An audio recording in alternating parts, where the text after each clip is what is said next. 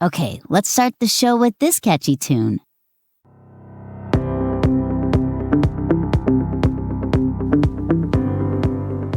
Welcome to the Heart-Centered Life podcast, where we discuss everything that relates to creating a life that makes you the most fulfilled. Join us every Tuesday morning for great ideas on how to use creativity to find that heart-centered space that is your deepest happiness, so you can then successfully create the positive change that you wish to see in the world. Now, here's your host. Hello everyone, this is Elena Boyd and welcome to episode 7 of the Heart-Centered Life podcast. Today we have the good fortune of talking to Daniel Levin about his book, The Mosaic, a groundbreaking book in the tradition of the alchemist and the Celestine prophecy. And it's a book all about connection, finding love, finding fulfillment, and living from the heart. I absolutely loved talking to Daniel and I felt like I've known him all my life. Daniel's an amazing person. He is a visionary leader and he was actually on the path to becoming an ordained Rabbi in Jerusalem. When he decided that that path wasn't for him, he walked away from his ordination a day before he was ordained, and he spent the next 10 years of his life as a monk in the foothills of the Sierra Nevada mountains. But Daniel isn't just a spiritual religious individual. He's also a very acute and insightful business person, and he worked as the business development director at Hay House for about 10 years and played a huge role in helping it grow from a $3 million to $100 million company over a 10-year period. And from reading The Mosaic, Daniel is an amazing storyteller. I'm also excited to mention that Daniel is starting a journey across the United States starting May the 1st to listen to the voice of the voiceless, because he believes that by listening, we change hearts and then we change lives, and through that, we change the world. He's made it his mission to talk to people from all walks of life, and hopefully after he's toured the United States, he will expand his mission outside the United States. So I'm excited to present Daniel Levin to you, and I hope you enjoy the conversation. So welcome, Daniel, to the Heart-Centered Life podcast, and I'm so glad that we got connected, and I am pleased to have you spend time with us, and I want to say thank you for your energy and being here with us on this Thursday morning. As I told you the first time we spoke, it is such an honor for me to have met you. It's such an honor for me to be on your show, and it's I that thanks you. So let's get going and have fun together. All right. So I was doing all this research about you, and you have this amazing background that is so different from a lot of us, and I think a lot of my listeners. And I was hoping that you could talk about your journey, what led you to this point. Yeah, I have had a different background, and sometimes it's made me feel alone and isolated because growing up, I lost my dad when I was 13. He died of a heart attack. Actually, he died making love to my mom on a heart attack. And 2 years later, my mom died of a broken heart. That came in the form of breast cancer. But 2 years later, on the exact same day, July 4th, my mom passed as well.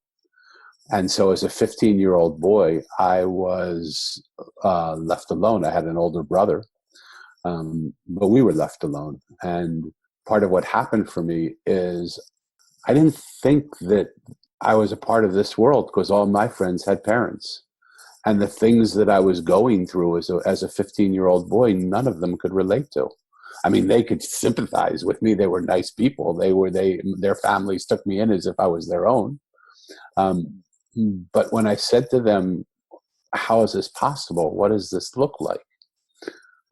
What do I do? None of them could really relate. They could give me advice, but it wasn't advice from within the situation. And so, just like in my book, The Mosaic, I asked the adults, where'd my parents go?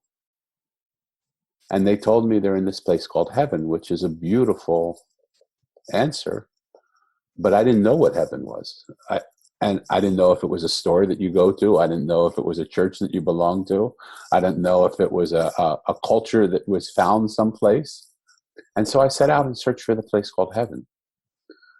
My uncle was a household name in America. And they brought me in to live with them because they had the finances, but I didn't know them. They were lived in a different city, in a different town. I lived in Philadelphia. They lived in the Midwest. So we grew up not really knowing them. So as a 15-year-old kid, I was plucked from the life that I knew into the home of kind, nice, beautiful people who welcomed me into their home and into their family, and even offered me the chance to start from the bottom and work my way up to the top and take over his business. But I was a stranger in a strange land. And what I was looking for, that wasn't the heaven that I was looking for, even though it would have been the heaven most people look for. To be given the opportunity to run $1 billion corporation, and be trained by the person who founded it and mentored all the way through, 99.99999 and say 9 until the end of time, but the people would have said, where's the broom? Where do I start? And I said, you know something? We don't know each other. I would like to take a year to watch you, to see if who you are is who I want to be at the end of this journey. And although there was a lot of beauty to the things that he was as a person, and a lot of kindness and a lot of generosity, there were things that I saw that I asked him questions a year later that made him and I both understand that wasn't my journey. And so I set out again alone. And it was in the fact that I always saw a world that was different than the friends that I had that I felt isolated and alone. But it was only later, as I grew older, that people started to say, you don't see the world that we see. We want to bring you in to work with our companies or to help our government or to help our family, because you see a different world and we want you to help us see things differently. And I thought, wow, okay, so the biggest problem that I ever had now has become the biggest solution. And in all due respect, I became a little bit like, well, nobody sees the world that I see and I'm special and this and that, until I realized I don't see the world that they see. And I have an opportunity in the time that we're together to see their world, not just to show them my world. Like, who cares? I already know what my world looks like. What I want to know is what their world looks like. And I never took that opportunity because I thought, oh, they want me to show them how to see a different world. Why didn't I have that same humility to say, I want to see a different world. Show me your world.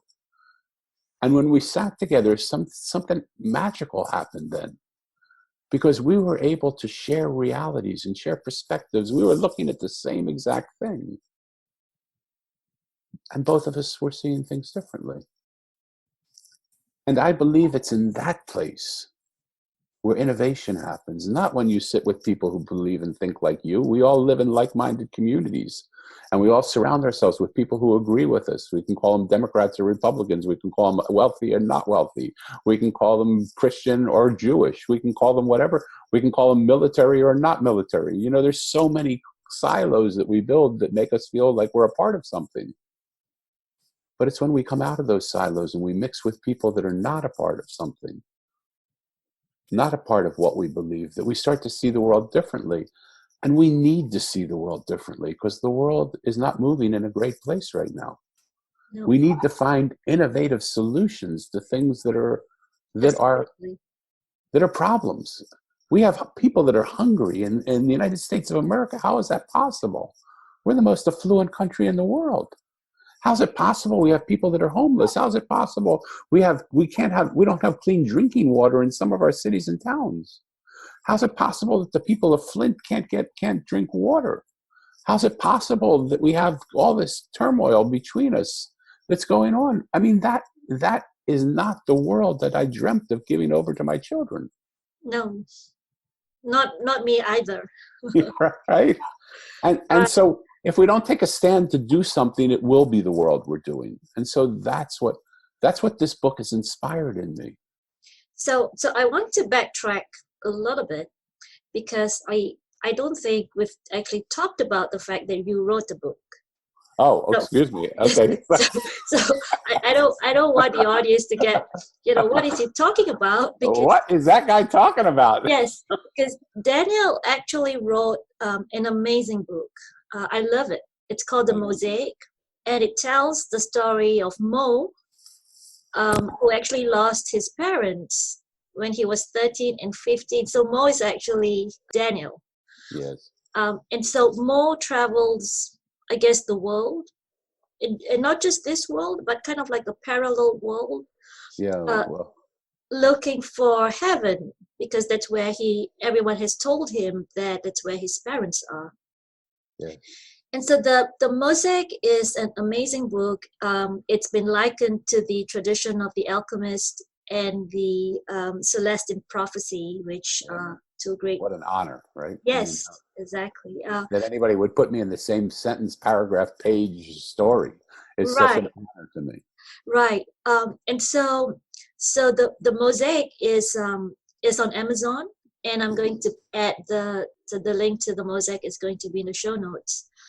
And that conversation that we just had is kind of like I guess the effect that you hope the Mosaic would have on society and the world.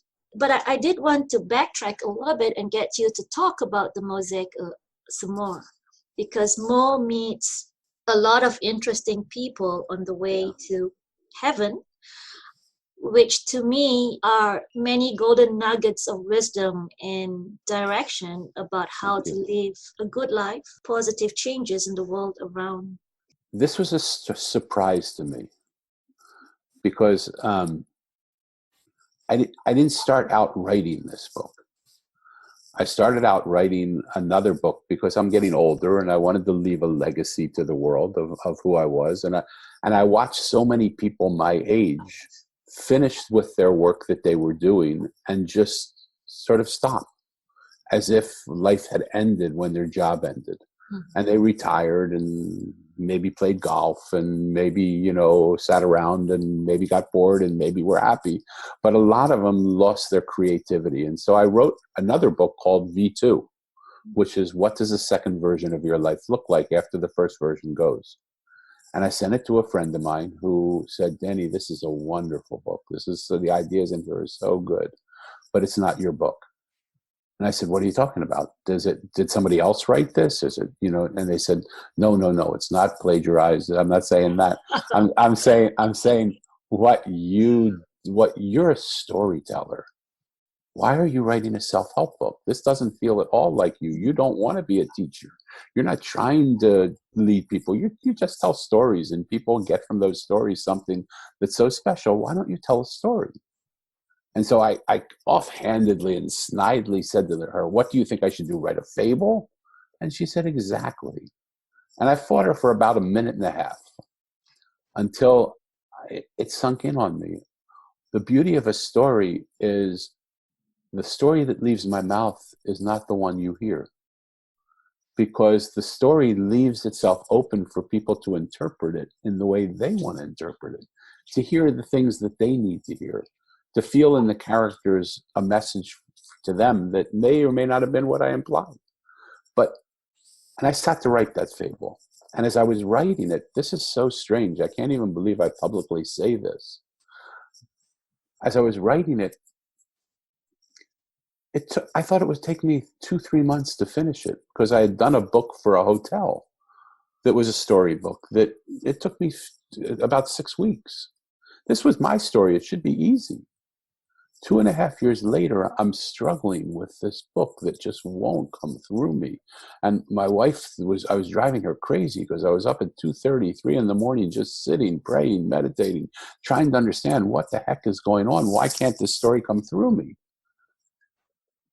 And finally, I said, I'm talking too much. I just need to ask this book a question. I need to ask the book, what is it trying to say to me? And one by one, the characters in the book, these are characters that I created. They were semi-based on my life, but it wasn't the real life people that came to me. They were the actual characters in the book. They came to me and said, one by one, we don't want to say what you're telling us, what you're writing us to say. We want you to listen to what we want to say and just write that. Like, you're not writing what we want you to say, so we can't let you say it. Now, these are characters in a book. I mean, even as I say it now, it sounds crazy. How do characters in a book speak to you? Especially characters that I made up, right? So I said, what the heck are you talking about? They said, just listen. You're talking, just listen to us. And as I sat and listened to them, within 2 months, the book was finished. Oh, that's amazing. And what I saw in that is one of the big messages of the book is everything in this world speaks to us. Our jobs speak to us. Our family situation is speaking to us. The people that we meet that we don't even say hello to are speaking to us if we would only listen, but we've forgotten the beautiful art of listening. I love how the central tenet of the book is, just like you say, listening. Yeah. You say that at the end of the book, it's about connectivity. Yes. So, yeah, people are speaking to us, things are speaking to us, events are speaking to us, history speaks to us. Absolutely. And you're right, we don't listen because we are so wrapped up in, our daily stresses, our jobs, what's the next thing that we're going to do, the next dinner we're going to go to. Yes. That we lose out on the deeper meaning of life. And I love how that's encapsulated in the book. Thank you. And I also love how, so in the book, you talk about a couple, I don't know how many, but there are a couple of archetypes. Archetypes, yeah. Of people, right, or characters, as you say, that represent, a particular way of life or a particular way of thinking. Yeah. So one of the characters that spoke out to me was the father, right? Most father obviously spoke to me in a really deep way that brought a lot of tears, and I had mentioned that because we lost a really close family friend about 2 weeks ago, and so of course I'm so sorry. I said that. Thank you. But when I first read the book, that spoke to me, and that really drew me in. But as I was going through the book, I think it was the mirror maker. Yes. Right? Who says, the hardest thing to see is what's right in front of you. Yes. Yes. And what's in front of you is your purpose, and you need to fulfill your purpose in the world. Yeah. And I think it's so true that, especially for highly ambitious people, like I think most of my audience is. Yes. We tend to chase the degree, and the next career move, and the next job, and the bigger house and the bigger car. Yeah. That we sometimes fail to see that that's not the most important thing. Yeah. Well, I would reframe that just a tiny little bit from what I've seen in my life. Okay. Sometimes it is the most important thing. Mm-hmm. But when it no longer becomes the most important thing, it's important to be open to see that it no longer is the most important thing, and not just to continue to do what you've always done. Because when it turns into that moment, if it turns into that moment, sometimes it will never turn into that moment. Sometimes by living that life, that is what fulfills people beyond anything that they could ever imagine. And there's nothing wrong in anything. It's all beautiful. It just comes down to whether what we're doing lights us up inside. Whether we wake up in the morning at 3:30 in the morning, not at 7 o'clock with the snooze going off again. We wake up at 3:30 because we can't wait to do the thing we're doing, and we want to start it at that moment because we're so on fire with what we're doing, and intoxicates us. If people are like that, God, go out, make money, go out, help people, go out, run businesses, go out, create. But sometimes people were not like that. Mm-hmm. Sometimes we feel stuck in the confines of the life that we have, thinking that we have to live a certain life because other people want us to live that life. Yeah. The proverbial hamster's wheel. Yes, yes. And when we stop living the life that we desire for the life that we think other people want us to live, that's a sign to us to sit for a minute and say, what would it look like if I could see what's right in front of me? Because what's right in front of me is I'm not happy. Mm-hmm. But I crowd that space out with all these things that say, well, I should be happy because I'm making a lot of money. I should be happy because my parents are happy with what I'm doing. I should be happy because I have prestige in the community that I'm in. I should be happy because I have a nice family. I should be happy, blah, blah, blah. But I'm not happy. And that's only if you're not happy. If you're happy, like, celebrate. Like, I can't wait to sit with you and talk of your happiness. But do we have the courage to see ourselves when we're not happy and make that change? And I think many times the answer is no. Yeah. Which is why I went to one of the best schools in the US. Yeah.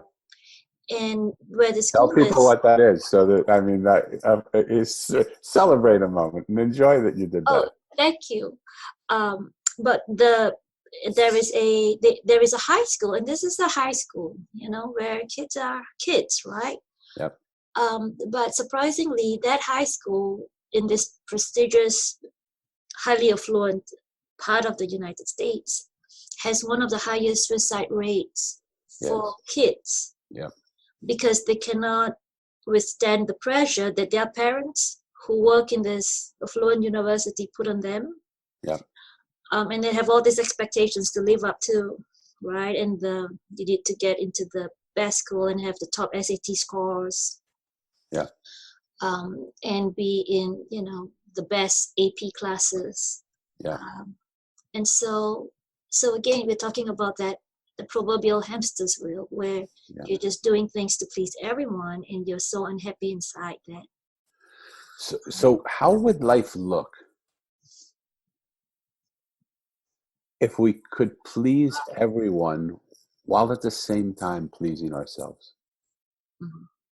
Like, they're not mutually exclusive. No. So many times we draw this thing of, oh my God, I'm under the stress of doing what, but when we're quiet enough to sit with it, that's sometimes the world. I mean, that world is what most of the world wants. And when we're given the opportunity to have what most of the world wants, look, I was given an opportunity to run $1 billion business. That's the opportunity every person dreams of. That's like the Alice in Wonderland story, or what, you know what I mean? It's like the rags to riches. We were in a lower middle class, and now I'm suddenly have this opportunity to do it. It's what every single person wants. But we have to ask ourselves, is that what I want? Mm-hmm.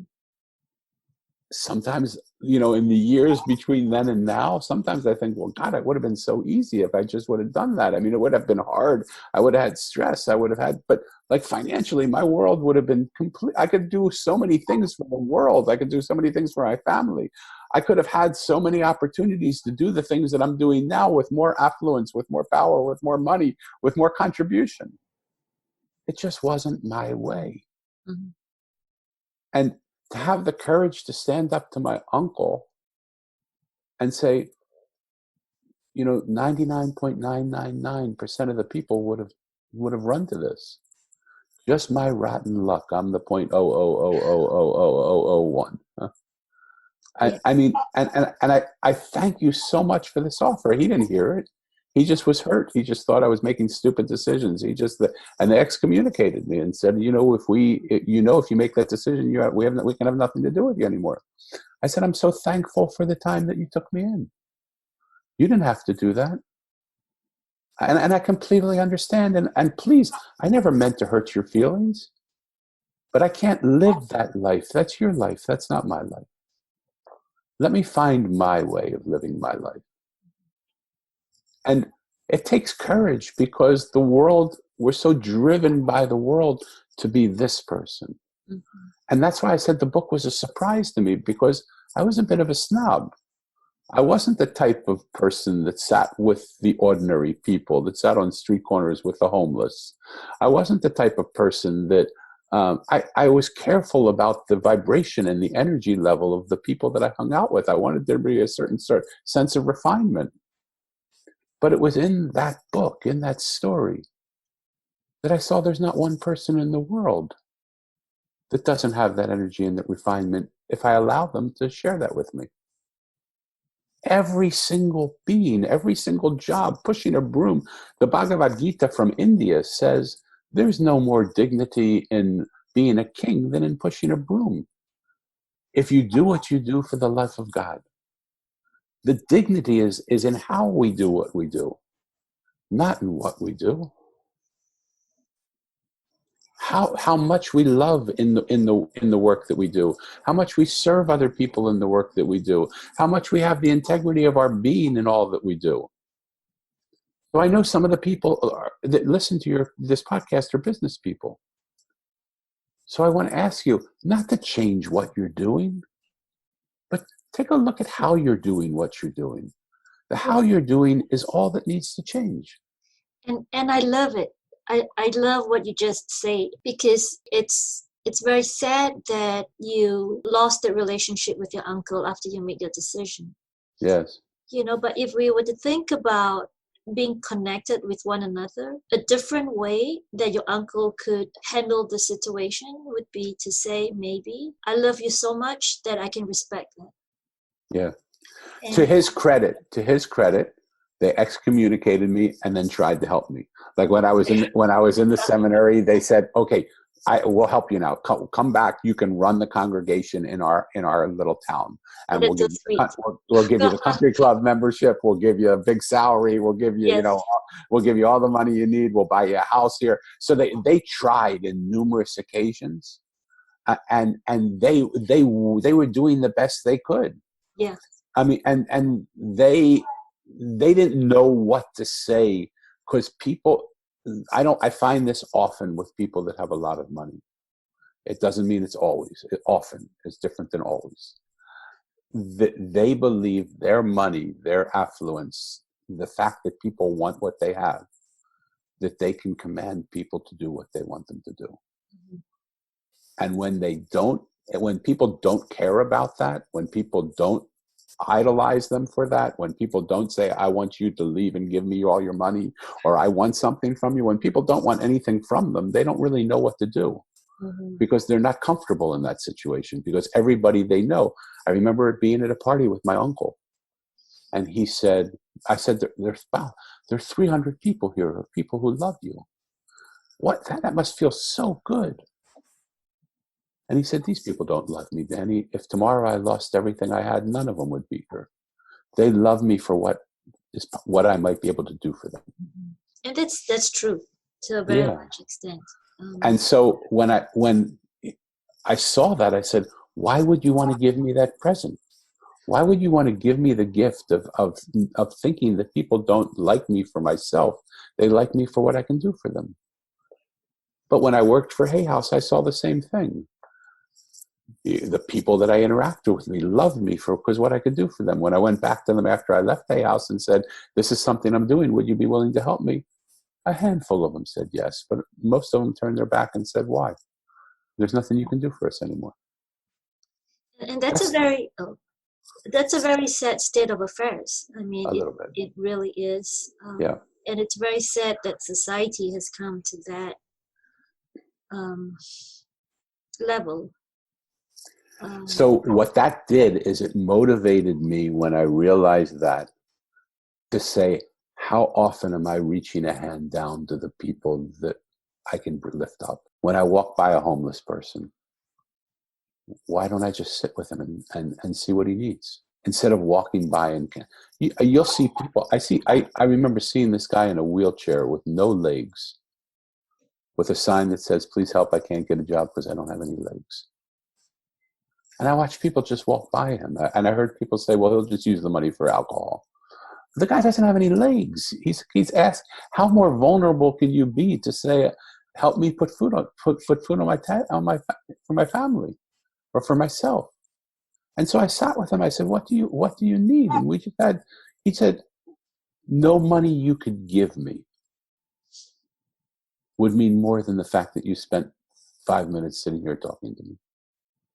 I just need to be seen and heard. And that's the goal of what I'm trying to do. because I'm about to travel around the world.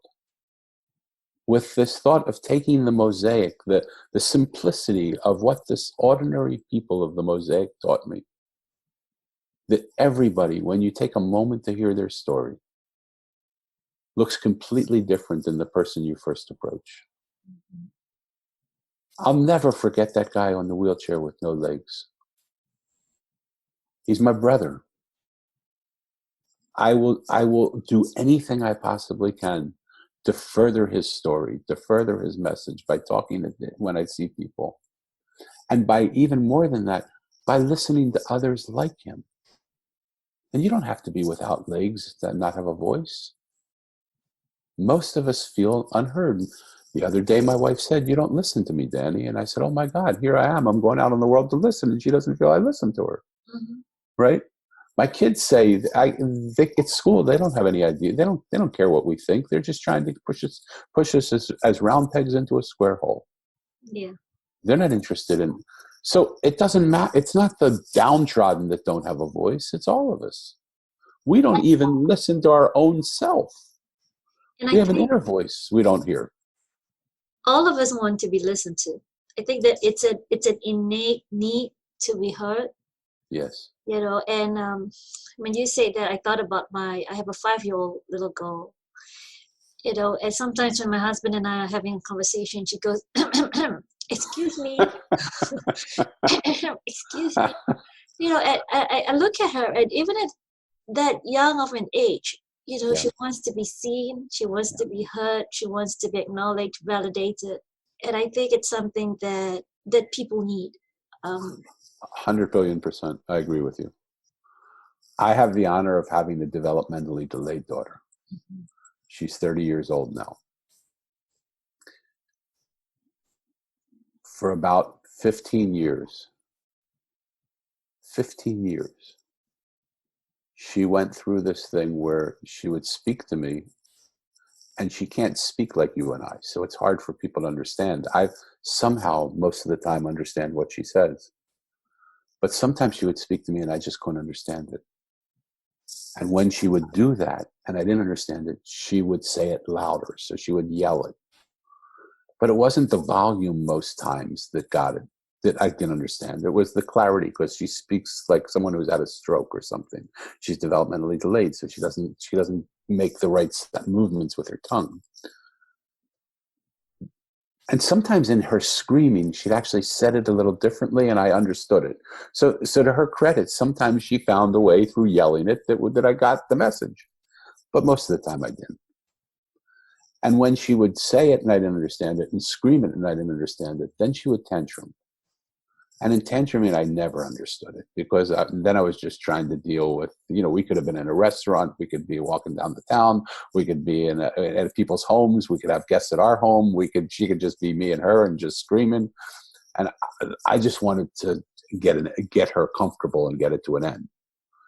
And when I didn't hear her then she would try and attack me. She would run at me. She would try to rip my shirt or bite me, because she was so frustrated, because I was the only person that most of the time understood her. 15 years that happened 4, 5, 10, 15 times a day. It literally drove me crazy. Most of the white hair that you see on my face and my hair came as a result of those moments. Finally, after 15 years, I said to her, "Elisa, you know how desperately and how much I love you and how much I want to understand you. Will you please try and say it in a different way, because I can't understand your words?" From the midst of her screaming, she got this big Buddha-esque like smile on her face. And she said, "I am, Daddy." And I said, "What are you talking about you are? How are you talking to me?" And she put her finger to the side of her head. And I said, "What the heck are you talking about? Are you putting thoughts into my head?" I mean, sometimes I heard that, but I didn't want to trust it. "Is that what you're really doing?" And she started laughing hysterically. I mean, we felt like we were laughing for 2 months. It was probably only 2 or 3 minutes, but it was that contagious laugh that as soon as one of us stopped, the other started again, and we just couldn't stop laughing. We had finally found the way to communicate when no other communication was happening. In retrospect, I look back on those moments and I realize that every single person I meet, every single person I work with, no matter where they work, no matter what part of the sector of society they're in, acts in exactly the same way. When they speak and they don't get heard, they yell. When they yell and they don't get heard, they create a scene. When they create a scene and they don't get heard, they destroy something. It could be a building, it could be a marriage, it could be a business, it could be the reputation of another person. We all do it. We have to learn how to listen, because if we would just listen when people talk to us, they don't need to yell. As soon as I sit with anybody and I say, tell me what you want to say, you don't have to yell. Just tell it to me and I'll listen to you. You don't need to yell or attack or destroy or create a scene. I'm here to listen to you. Now I'll test that courage that I have, because I want to be able to travel the world and I want to be able to go to where white supremacists sit. And do I have the courage to love them and let them speak to me? Do I have the courage to walk into conflict and riot situations and sit with people? Like Tyson said it well, you have no idea what you have until you get punched in the face for the first time, right? And we'll see. But that's where my fears are. Am I going to be big enough? Will I be able to love enough that I can go into those situations and just say, I'm here to listen to you. You don't have to yell. And when we can't hear the words that someone is saying, find another way, like my daughter. Just how can you say it differently that I can understand it? And there are different ways of communicating without saying a word, right? So like a smile, a gesture, a nod of the head, So there are so many different ways to communicate without using words. Music communicates, art 100%. Communicates. Yeah. And let's just, if you don't mind, I'm going to be personal with you for a minute, because when we first had our conversation about whether it would be good for me to come on the podcast, you didn't have to say a word. I immediately loved you. Oh, thank you. Right? And so how is that possible? We didn't know each other. 3 minutes before we sat on the phone, we didn't even know each other existed. But there is something that happens when we just connect to each other that allows us to, some of my best friends have wacky belief systems. I would never believe what they say, what they believe. But they don't ask me to agree with them. Nobody's ever asked me to agree with what they're saying. All they're asking me to do is listen to them and hear them, acknowledge them and validate them, and love and accept them. And I think that's the one of the beauty about your book. And I love your book. It's beautifully written. It was such a pleasure to read. It was easy to read, but it was like reading poetry. Thank you. But the beautiful thing about the book is the emphasis that at the end of the day, everything is connected in one way or another. Yeah. And I loved how you ended the book with Mo seeing how everyone is interconnected, right? His dad, his mom, the wise man, the flower girl. Yeah. And it's about living a life where if you truly listen and if you were directed by something deeper than our externalities, right? Yes.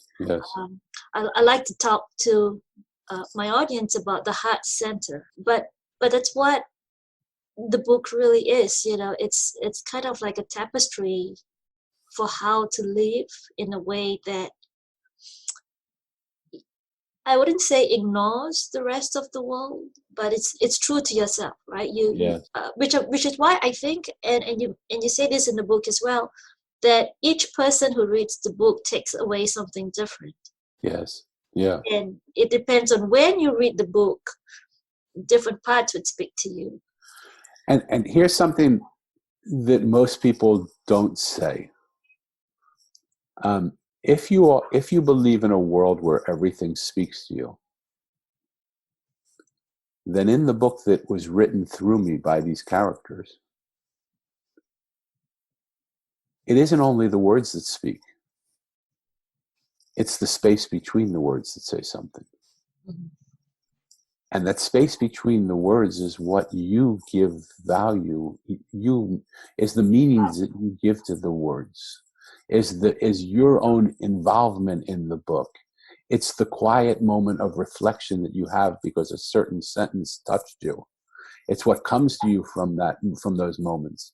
My work to travel around the world and literally follow in the footsteps of Mo didn't come because that's what the story asked me to do. It came because the space between those words, as soon as I finished the book, said it's time for you to go out and be Mo. You already wrote what was. Now write what's coming. Now live what's coming. And when we have the courage to see the way we see the world is just that. It's just the way we see the world. It isn't what the world is. It's just the way we happen to see it. And the more perspectives we get, like imagine how your business would look if you invited the people that work with you in your business, from the janitor to the CEO, to come together and make decisions around what the company might want to do. To make decisions, from simple decisions of where you should have your Christmas party, to what color your product should be, to what should be your tagline, to how do you want to affect people in the way you treat them? How do you want to listen to your customers? How do you want to listen to each other? How do you want to listen to yourselves? Like, what would happen if we actually were a culture of people in our business that was completely connected? And when I say completely connected, I don't mean that we have to agree on everything. Mm-hmm. The beauty of a mosaic is sometimes the connection only is one corner to one corner, that we agree only on the smallest possible thing. Mm-hmm. But we live from that place of connection rather than from the place where we don't agree. There's so many superficial things that we don't agree on. You're this beautiful woman sitting in the South. I'm this old man sitting in California. How can you say we're the same? And yet, when you feel our energy connection, there's something that's the same there. It doesn't matter what you look like, or how old you are, or how young you are, or what religion you believe in, or what color your skin is, or what color mine is, or what border we live behind. There's a connection in the energy that we feel for each other. Mm-hmm.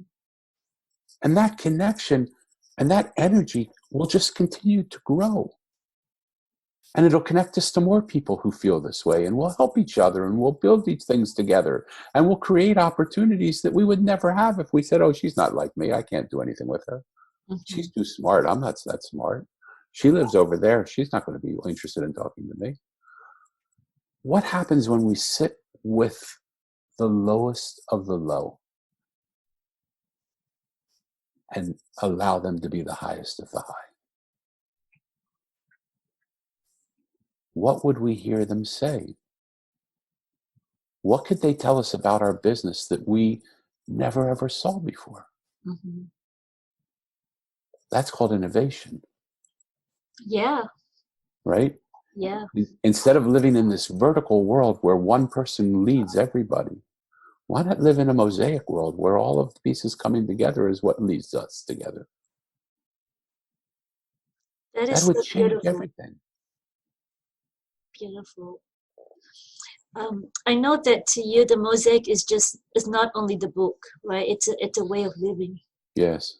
And I know that you talk about the 4 practices.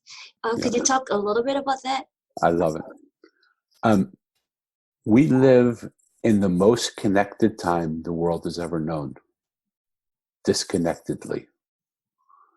Somehow, with the opportunities that we have to be connected all around the world, we know in 13 seconds what's happened 10,000 miles away. But we don't know the name of our next door neighbor. And so when I looked at what is connection really, most people think this is connection.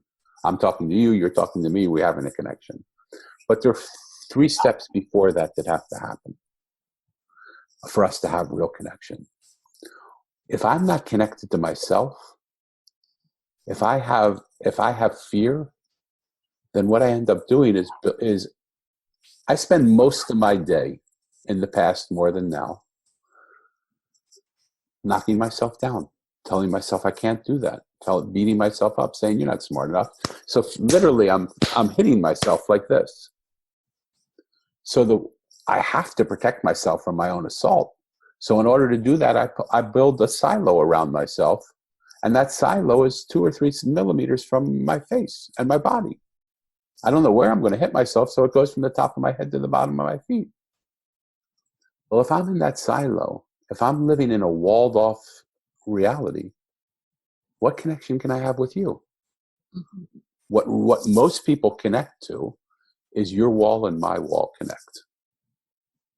And then we wonder why we don't feel intimacy. We wonder why we don't feel real connection. We wonder why we don't feel like we feel another person. When I have the courage to be kind to myself, the first practice, be kind to yourself. When I have the courage to be kind to myself, if I'm no longer hitting myself, I no longer need the wall to protect me from hitting myself. So I can bring that wall down. Now, then I might see you and say, whoa, wow, look at her. I'm scared. Like, what's going to happen when I meet her? Like, she's this beautiful, smart person, and I'm not good enough to meet her. How am I, what am I going to do? But I still walk towards you. And if I notice my wall's there, I can say to you,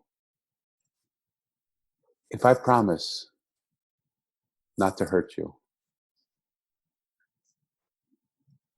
can we try to take brick by brick down this one wall that's between us? And let's just go brick by brick, because what might happen is when we feel uncomfortable, let's stop. Like, if you don't feel comfortable opening up the next brick, let's just stop and be where we are. Maybe we'll feel comfortable enough to take the whole wall down because we'll trust each other enough. When we do that, suddenly my whole world's just grown. It's grown from this little world that I was living in to now the connection to you. And now when I connect to you, everything that you know, everything that you have, everything that you want, I can help you create. And everything that I want and everything that I know and everything that I am, I can give to you and you can give that back to me. And suddenly all the connections you have become all the connections I have, with, some trust factors being built into that, right? Mm-hmm. And our worlds grow. And so the second practice is to be vulnerable. Mm-hmm. Because when we're vulnerable, that allows us to open up and experience that experience. And that creates a connection. First is the connection to self. Another one is, then the next one is connection to source. Like, if I understand there's something bigger here, what does that source want me to do? It doesn't want me to isolate myself and just be alone. I was created here for a reason. So now I start to think, what am I doing here in this world? And then the third practice is do what you came here to do. Mm-hmm. Find your purpose. Yeah. Because there's so many people, when I ask them, what are you here to do? They say, I don't know. Right? And if someone says, I don't know, if you don't know where you're going, every road will take you there. You don't get into your car. Look, even our cars have it in. We have built-in GPS systems. If we don't have them in our cars, we have them in our phones. We put the destination we want to go, and the phone or the car tells us exactly where to go. It's the same thing in our life. Once we know what our destination is, once we know what our purpose is, we just put it in our human operating system, and our operating system will guide us there. But when we don't know where we go, every road comes, oh, that looks like a nice road. Let's take that one. Oh, maybe it's over there, or maybe we'll find our way there. Like, there's no absolutes in this. We might find our way. And we also might find something that's a complete distraction that looks great, that isn't our purpose at all, that keeps us for our whole life. But can you imagine when people that are open and kind, when people are vulnerable and purposeful, And when those people come together with each other, which is the fourth practice, which is build your mosaic. When you are now a community of kind, purposeful, open, vulnerable people that come together, what isn't possible? Everything becomes possible, because connected, we're stronger than we are on our own. We were meant to be together. We were meant to do this stuff together. We were meant to help each other. We weren't meant to try and figure it out on our own. We were interconnected. If we were meant to do it alone, we would have been one on mountaintops where nobody was around us. We were put into this world because we're a part of this world. Coming from a man who was a monk for 10 years, who was in this world and was on a mountaintop for 10 years, isolated, I finally realized, well, that's not why I was here. I would pray for the world. I would try and help the world, but I'm here in this world. I'm meant to walk amongst people and let people walk amongst me. That's amazing. So let's turn it for a minute to business. There are so many CEOs of companies that I work with who say to me, I feel so alone. It's lonely at the top. Why? In the world that I just described, that's not a lonely world. No. Right? But we put ourselves above, we isolate, we become monastics of our own business. We live in our own little silo, thinking we can't let people in, we can't let our company see us as we are. There's so many people that are well-known people that I know that have one persona to the public and another persona to their family or friends. Why? I'm not smart enough to remember who I'm supposed to be. Yeah, who was I with this person, right? Right? And were you in that group? And oh my God, what would happen? Like, just why can't we just be ourselves? What we are is so much more beautiful than the painting we put on the silo to make people think we're that person. Who we are is magnificent. Who you are is magnificent. Let's hold each other and help each other see. I have one more little rant. Can I go on it? Yes. We live in a time now where everybody's trying to be extraordinary, where everybody's trying to have superpowers, or everybody's trying to be, some world-class hero.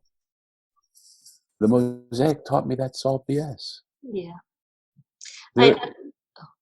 Go ahead. I like the phrase, and I know exactly what you're talking about, because the Mosaic is all about finding the extraordinary in the ordinary, in that. Yes. Yeah. And what it taught me is that, like, we believe ordinary is bad. When I ask people on a scale of 1 to 10, tell me where ordinary is. I say, oh God, 1 or 2 even. I mean, not even 2, 1. I say, okay, where's extraordinary on that same scale? Oh, 10, 15, 20. So I say to them, this is maybe just a thing in the English language. But if ordinary is something you don't want to be, why do you want to be extra of something you don't want to be? And what the Mosaic taught me is that extraordinary things happen when extraordinaries come together. Like, what could be more beautiful than a sunrise? Mm-hmm. It happens every single day, and we know the time it's going to happen. There is nothing more ordinary than that. What could be more beautiful than watching the spring buds appear on a tree after winter? It happens every season. There's nothing more ordinary than that. Where did we come to believe that ordinary is bad and we have to be extraordinary? So we hold this thing up, this bar up that is unattainable. And then we loathe ourselves because we can't sustain that extraordinariness. Yeah. Extraordinary things happen when extraordinaries come together. I love that. That's what happens. And everything that we've talked about all comes down to the common theme throughout your work, whether it's your book, the work that you're doing with companies, and I think you work with creatives as well. Yes. Yes. It's connectivity. That's the message that I see throughout everything that's in your website and everything.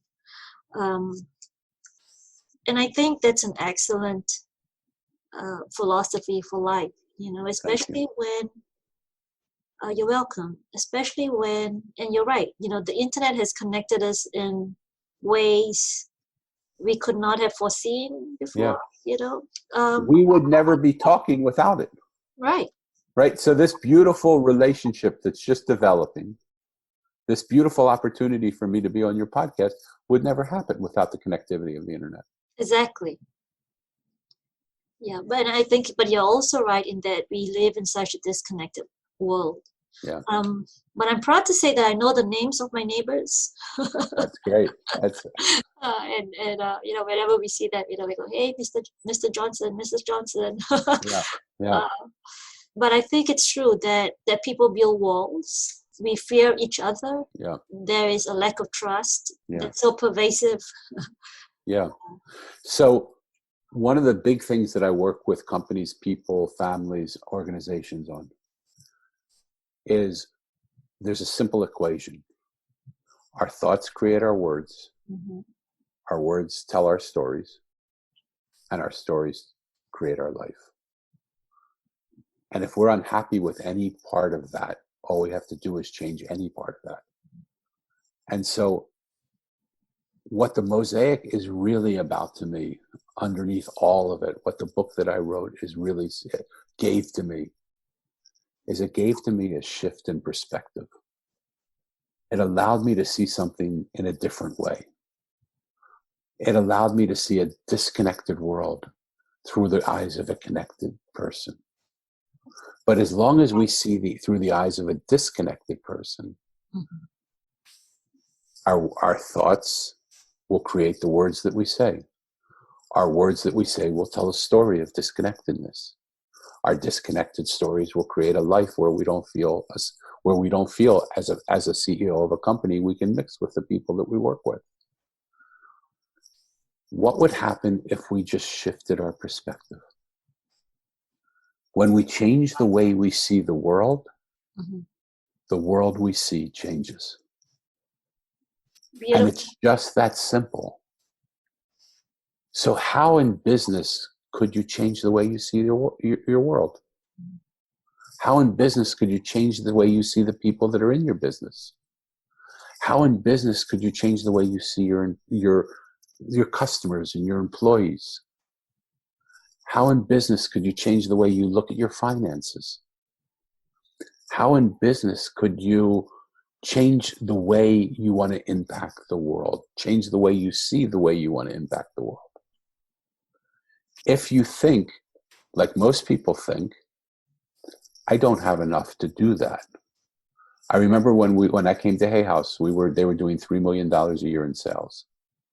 And I said to them, I was director of business development. I said, look, my goal is to get everybody that publishes a self-help book to publish here. And the man who was running the company, great man, beautiful man, fabulous guy, said, Danny, we can't afford them. They're getting $1 million advances with other places. And I said, never's a long time. We certainly can find a way to get those people. And so I created something that had never been created before. I created these card decks. And I went to them and I said, we're going to make a new form of Cliff Notes. We're going to take the top 50 thoughts that you have. We're going to put them in little decks. We're going to make boxes that are beautiful. We're going to make cards that are beautiful. We'll even do it for you. Would you be willing to have us publish those? And they said, well, we have a publishing deal with our 8 places where we have to offer them the next thing. I said, offer it to them. They don't do card decks. It's a crazy idea. Nobody's going to want to do it. The bookstores weren't carrying it. We had to fight to get them in. Over a period of time, those card decks outsold their New York Times best-selling books 10 times to 1. They came to us and said, why wouldn't we publish our books? You did something for us look what you did, and it's outselling a New York Times best-selling book 10 times. And I said, well, the reason is you're getting $1 million, and we didn't think we could afford to give you that. But I bet we could find another way to get you the money you need. If it might not be in one lump sum, but we'll help you together, and we'll create that together. Would you be willing to do that? And one by one, they started to come. And now every self-help author wants to be at Hay House because it has all the top self-help authors. But everybody believes they don't have enough to make what they want to have happen. But that's only an excuse to not look for the way to make it happen. And when we see our life differently, suddenly we see we have all that we need is right in front of us. It's just right there if we just let go of the thought that we don't. Make sense? Completely. I love that. I love that. I'm trying to digest that. So for our audience, if they want to find you, they can get on your website. Yes. And get I have two websites. One is danielbrucelevin.com, Okay. and you'll put that in the show notes. Yes, I will. The other one is the mosaiconline.com. And Okay. both of them explain different aspects of the work that I'm doing. Okay. But all my social media links are there. All that's there. So just go there. Great. Emails there. They can contact me. Yes. I would love to hear from people what they think. Yes, and for those of us who are interested in this world trip that's coming up, we can get connected with you on social media, like maybe Facebook, and follow that. Absolutely. Okay. Or go onto my contact sheet on my website and say, I'm interested in helping you with the world tour. I'm interested in having you come and speak at this place. I'm interested in housing you up. I'm interested in sitting with you for a coffee. Whatever. I want nothing from people but what they feel to give, because I believe that together we can solve these problems that exist in the world that we can't solve individually. I love it. I absolutely love it. And so I'm hoping that through this podcast, people will reach out to you. Thank you. As you embark on this huge journey, yes. and as you know, you're most welcome to the South. I love you. And we would be happy to host you. There is a great bookstore in Jackson, Lemuria Bookstore, that I think you can bring the Mosaic there. Fabulous. And for the rest of our audience, I'm hoping that they will reach out to you as you go on this journey. Please. And what I want people to know, this world is such a beautiful place. When we decide to see its beauty rather than its differences, when we decide to help each other rather than pick at each other, when we decide to be there and just listen to one another, who knows what's possible? But I do know together we're better. Together we're stronger. Together we can do more than we ever could possibly do on our own. It's time for us to come together and help each other. And that isn't just you helping me, it's me helping you. It's all of us. Beautiful. It's all of us doing whatever we can do to help each other have the life we want. Oh my goodness, that is such a beautiful message. It's the perfect way to sum up this conversation.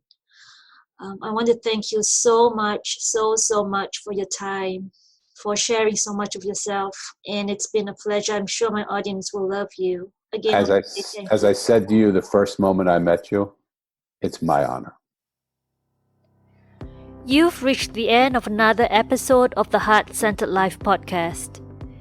If you enjoyed today's episode, head over to elinaboyd.com for our free resources and materials and to access the show notes for today's podcast. Until next time, thank you for tuning in.